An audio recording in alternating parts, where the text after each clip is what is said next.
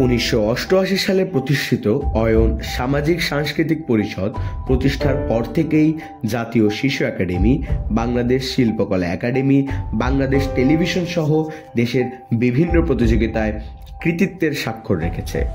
অয়ন সামাজিক সাংস্কৃতিক পরিষদের শিশু কিশোররা বিগত দিনে নানান জাতীয় প্রতিযোগিতায় অংশগ্রহণ করে পুরস্কার অর্জন করেছে এবং নানান ধরনের সামাজিক কার্যক্রমেও অগ্রণী ভূমিকা পালন করেছে। বন্যা সহ নানান প্রাকৃতিক দুর্যোগ, স্থানীয় উন্নয়ন কর্মকাণ্ডে অয়ন সামাজিক সাংস্কৃতিক পরিষদের সদস্যরা কাজ করেছে। সবার আগে বাংলাদেশ এই ধারণায় বাংলাদেশি জাতীয়তাবাদের মতাদর্শের বিশ্বাস ধারণ করায় বিগত 17 বছরের ফ্যাসিস্ট অপশাসনের সময়ে অয়ন সামাজিক সাংস্কৃতিক পরিষদকে তার কোনো কার্যক্রম পরিচালনা করতে দেওয়া হয়নি।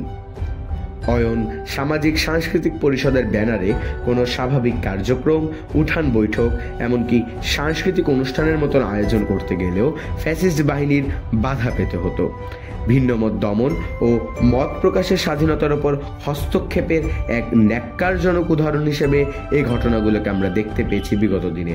2024 সালের 5 আগস্ট ছাত্র জনতার গণ অভ্যুত্থানের মাধ্যমে পরিবর্তিত বাংলাদেশে আমরা দীর্ঘ বছর পরে স্বস্তির বিজয় দিবস পালন করছি।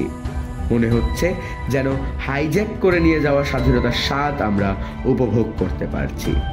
2006 সালের পরে আজকের এই 2024 সালে অয়ন সামাজিক সাংস্কৃতিক পরিষদের প্রতিষ্ঠাতা ও মহাসচিব এম জামানের ঐকান্তিক প্রচেষ্টায় অবশেষে নতুন এক পরিবেশে অয়ন সামাজিক সাংস্কৃতিক পরিষদের আয়োজনে অনুষ্ঠিত হতে যাচ্ছে বিজয় উৎসব 2024।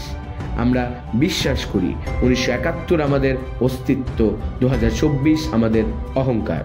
এই 71 ও 24কে ধারণ করে সাম্য মানবিক মর্যাদার বাংলাদেশ বিনির্মাণে আমরা বদ্ধপরিকর।